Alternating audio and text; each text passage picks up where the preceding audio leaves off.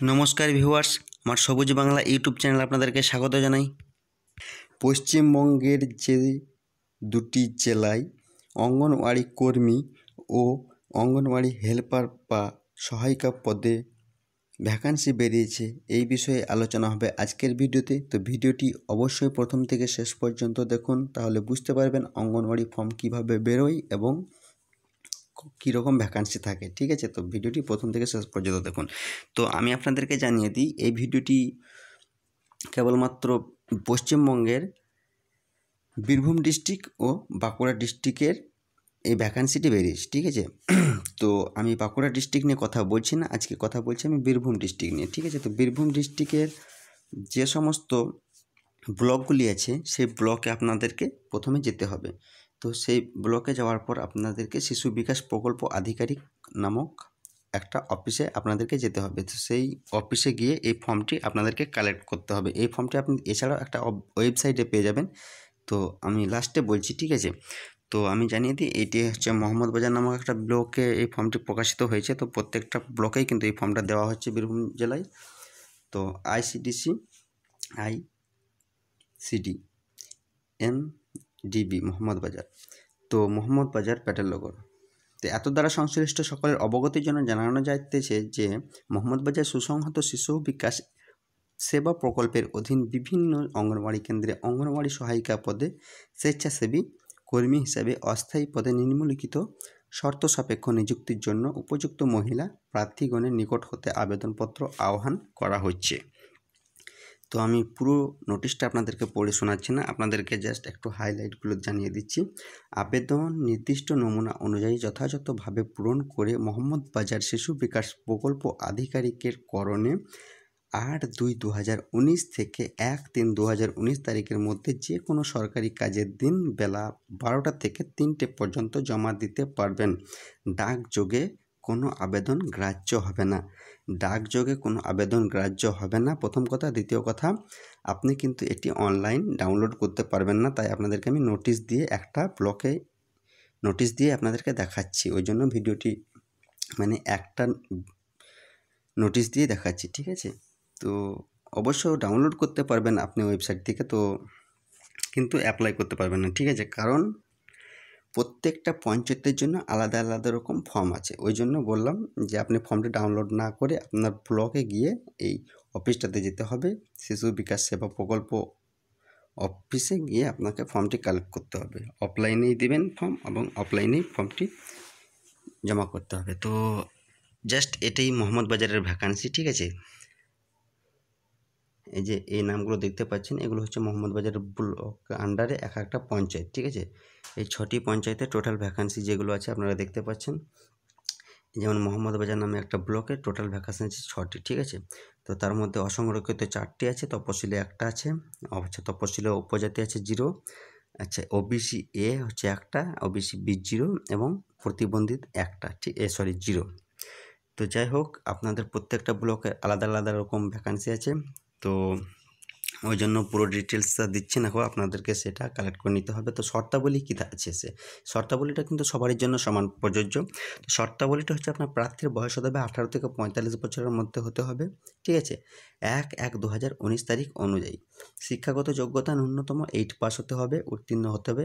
ঠিক আছে, 8 পাস, যে কোনো সরকারি শিক্ষিত বিদ্যালয় হতে। 8 পাস কী জন্য আপনাদেরকে জানিয়ে দিই, এটা হচ্ছে কিন্তু হেল্পার পদের জন্য, অঙ্গনওয়াড়ি হেল্পার পদের জন্য। হেল্পার মানে হচ্ছে যারা কিন্তু রান্না বান্না করে। ঠিক আছে, আর আপনার অঙ্গনওয়াড়ি কর্মী পদের জন্য কিন্তু শূন্য পদের বিবরণ আছে আপনার 9টি মোহাম্মদবাজার ব্লকে। ঠিক আছে, তো 9টির মধ্যে অসংরক্ষিত আছে 4টি, আর তপশিলি জাতি আছে 2টি এবং তপশিলি উপজাতি আছে 1টি, এবং ওবিসি এ আছে একটা এবং ওবিসি বি আছে একটা, আর প্রতিবন্ধী 0।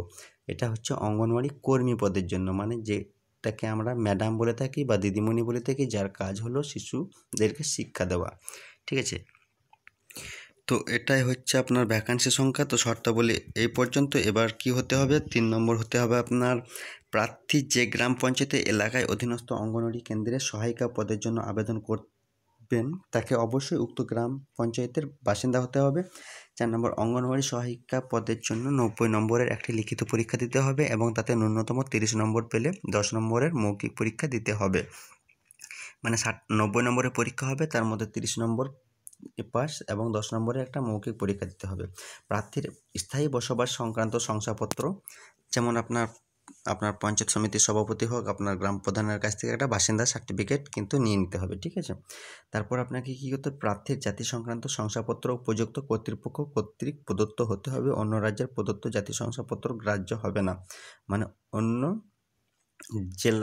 অন্য রাজ্যের কিন্তু যদি আপনি কোনো পরিচয় দেখান তাহলে কিন্তু এটির প্রযোজ্য হবে না। ভুল বা অসম্পূর্ণ বা সঠিক তথ্য গোপন করে আবেদন করলে ওই ক্ষেত্রে পদে নিযুক্তির আগে বা পদে নিযুক্তির পরে প্রার্থীর সাথে যোগাযোগ না করে আবেদনপত্রটি বা বিনিয়োগপত্রটি সরাসরি বাতিল করা হবে। যদি আপনি কোনো রকম ডুপ্লিসিটি করেন, সাপোজ আপনি যদি অ্যাড্রেস ডুপ্লিসিটি করেন, যদি কোনো ক্রমে সেটা ধরা পড়ে, সেটি যদি আপনি কাজ করার পরে যদি ধরা পড়ে, মানে কাজ পেয়ে যাওয়ার পর, চাকরি পেয়ে যাওয়ার পরে যদি ধরা পড়ে, তাহলে সেটি কিন্তু ক্যান্সেল করে দেওয়া হবে সঙ্গে সঙ্গে, আপনাকে কোনো রকম হুঁশিয়ারি না দিয়ে, ঠিক আছে।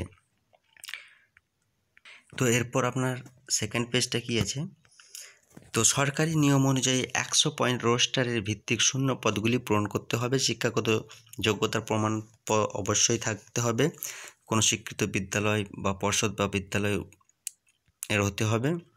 নির্দিষ্ট পদে নিযুক্তির বিষয়ে প্রার্থীর কোনো শর্ত বিবেচনা করা হবে না।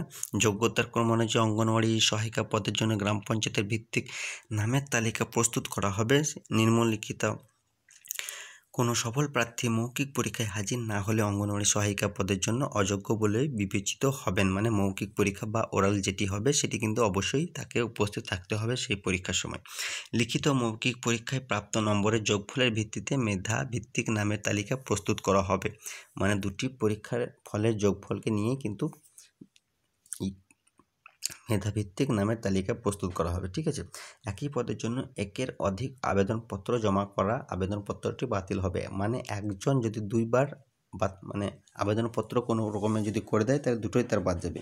ওই জন্য আপনাদেরকে ফর্ম ফিল আপ করার সময় মানে ঠান্ডা মাথায় করতে হবে এবং সঠিকভাবে করতে হবে, ঠিক আছে। মানে সাপোজ ধরুন আপনারা একটা ফর্ম ফিল আপ করেছেন, আপনারা বুঝতে পারলেন যে ওই ফর্মটা আমার ভুল আছে, দিয়ে আবার একটা ফর্ম দিয়ে দিলেন, তাহলে কিন্তু দুটোই বাদ যাবে, ঠিক আছে। লিখিত পরীক্ষায় নম্বর বিভাজন, অষ্টম শ্রেণী মানে মাতৃভাষায় 150 শব্দের মধ্যে একটি রচনা, মানে কী পরীক্ষায় কী থাকবে, ঠিক আছে। তো 150 শব্দের মধ্যে একটি রচনা থাকবে, যেটি 15 নম্বরের সাজেশন আর কি। অষ্টম শ্রেণী মানের পাটিগণিত একটা অঙ্ক থাকবে, ঠিক আছে, 20 নম্বরের। আচ্ছা, পুষ্টি, জনস্বাস্থ্য, নারীদের সামাজিক অবস্থান 15 নম্বর, আর ইংরেজি ভাষা 20 নম্বর। আচ্ছা, সাধারণ জ্ঞান থাকবে 20 নম্বর। এবার আবেদনপত্রের সঙ্গে প্রমাণপত্র স্বরূপ দিতে হবে। কী দিতে হবে আপনাকে, ডকুমেন্টস কী সাবমিট করতে হবে, শিক্ষাগত যোগ্যতার প্রমাণপত্রের জেরক্স, বয়স সংক্রান্ত প্রমাণপত্রের জেরক্স, এলাকার স্থায়ী বাসিন্দা সংক্রান্ত প্রমাণপত্র, জাতি সংক্রান্ত প্রমাণপত্রের প্রত্যায়িত মানে জেরক্স, প্রতিবন্ধী সংক্রান্ত প্রমাণের জেরক্স, আর প্রার্থীর পাসপোর্ট সাইজের 1 কপি ছবি, আর আবেদনপত্রের উপর লাগাতে হবে অন্য একটি ছবি, ঠিক আছে, খামের সঙ্গে দিতে হবে। মানে আপনাকে টোটাল দিতে হবে 3 কপি ছবি, ঠিক আছে। একটা আপনাকে ফর্মে দিতে হবে, আর একটা কিন্তু আপনাকে খামে ভরে দিতে হবে, ঠিক আছে। আর 5 টাকার ডাক টিকিট লাগানো, নিজের নাম ও পূর্ণ ঠিকানা লেখা একটি মাঝারি মাপের খাম, একটা খাম দিতে হবে, খামটাতে 5 টাকার ডাক টিকিট লাগিয়ে দিতে হবে, ঠিক আছে। আবেদনপত্রের খামের উপর যে পত্রের বা পদের জন্য আবেদন করছেন সেই পদের নাম ও গ্রাম পঞ্চায়েতের নাম অবশ্যই লিখতে হবে। মানে খামের উপরে আপনাকে কোন পদের জন্য, সহায়িকা যদি আপনি লিখেন মানে অঙ্গনওয়াড়ি সহায়িকা পদের জন্য, তাহলে আপনাকে অঙ্গনওয়াড়ি সহায়িকা পদ নামটি লিখে আপনার গ্রাম পঞ্চায়েতের নাম অবশ্যই খামের উপর লিখে দিতে হবে।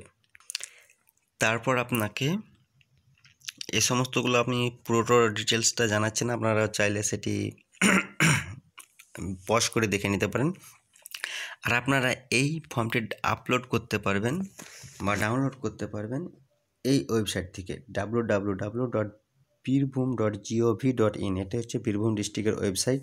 তো বাঁকুড়া যদি হয়ে থাকেন তাহলে www.বাঁকুড়া ডিস্ট্রিক্ট লিখবেন, বাঁকুড়া নামে সার্চ করবেন, বাঁকুড়ার ওয়েবসাইটে গিয়ে ভিজিট করুন এবং সেখানে একটা অপশান থাকবে জব নামে, আপনাকে সেখান থেকে আপনাকে অ্যাপ্লিকেশানটি ডাউনলোড করতে হবে। কিন্তু ডাউনলোড করা অ্যাপ্লিকেশান কিন্তু প্রযোজ্য নয়, মানে প্রযোজ্য নয় এই কারণেই, কিন্তু আপনাকে মানে যখন ফর্মটি নেবেন তখন আপনার গ্রাম পঞ্চায়েত হিসেবে ফর্মটা নেবেন, ঠিক আছে। তাই আপনারা চেষ্টা করবেন ফর্মটি মানে ব্লক থেকে নেওয়ার, ঠিক আছে।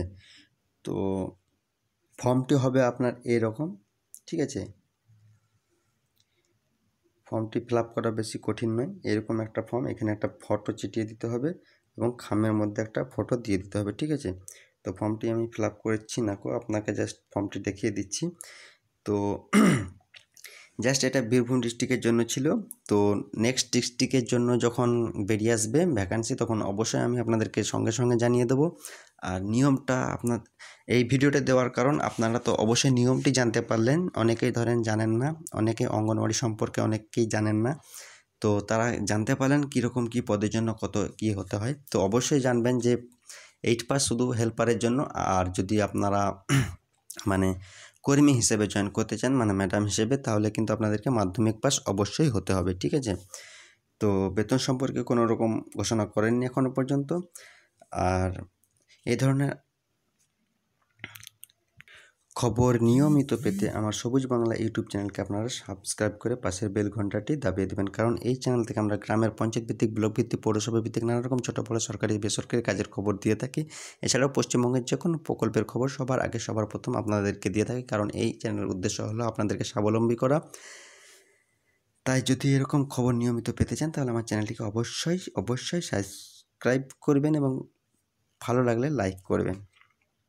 ধন্যবাদ। আর বিশেষ প্রয়োজনে আমাকে কমেন্ট করে জানাবেন, ঠিক আছে। আমি অবশ্যই সঙ্গে সঙ্গে আপনাদেরকে রিপ্লাই দেব।